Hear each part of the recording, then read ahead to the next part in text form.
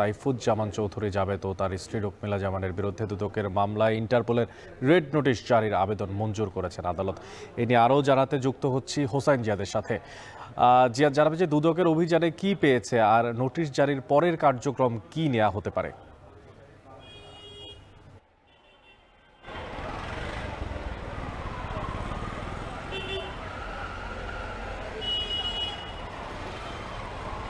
অনেক মূলত গত বৃহস্পতিবার দুদক এই আবেদন করেছিল চট্টগ্রাম অতিরিক্ত মহানগর দায়রা জজ দ্বিতীয় আদালতে।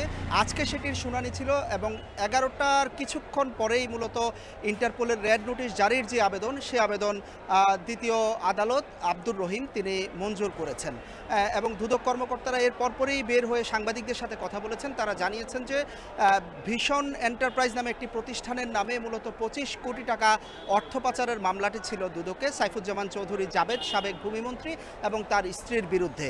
সেই মামলা তদন্ত করতে গিয়ে তারা বিদেশে প্রায় 582 কোটি টাকার সম্পদের তথ্য পেয়েছেন। একই সাথে তারা বেশ কিছু বাড়ি, সহায় সম্পদ, বিশেষ করে যুক্তরাষ্ট্র, যুক্তরাজ্য এবং সংযুক্ত আরব আমিরাতে প্রায় 600টির মতো বাড়ির সন্ধান তারা পেয়েছেন। এরই প্রেক্ষিতে তারা মূলত তদন্ত শুরু করেন এবং গত বৃহস্পতিবার তার দুজন ঘনিষ্ঠ সহযোগীকে তারা গ্রেপ্তার করতে সক্ষম হন এবং তাদের কাছ থেকে যে ল্যাপটপ, কম্পিউটার বা অন্যান্য যে তথ্য উপাত্ত পাওয়া যায়, তারই ভিত্তিতে তারা দেখতে পান যে এইসব সহায় সম্পদ মূলত অন্য জায়গায় হস্তান্তরের বা তিনি বিক্রির চেষ্টা করছিলেন দেশের বাইরে।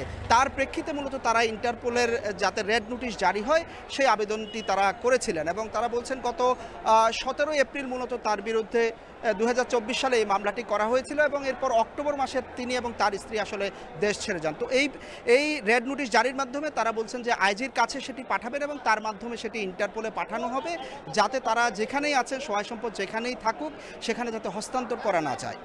অনেক চট্টগ্রামের আদালত পাড়া থেকে যুক্ত ছিলেন সহকর্মী হোসাইন জিয়াদ, জানাচ্ছিলেন সেখানকার বিস্তারিত।